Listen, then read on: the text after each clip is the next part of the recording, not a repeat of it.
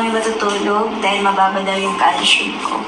So may 12 hours na machine and may tinid. Hindi ko alam kung ano yan.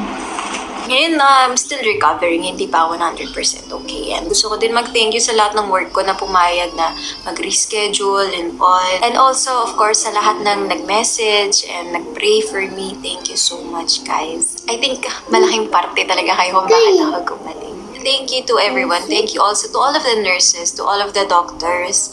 Maraming salamat sa inyo. Kayo ang mga superhero ko. Kasi ang galing nyo. And they really dedicate their life to saving people and to helping people get better.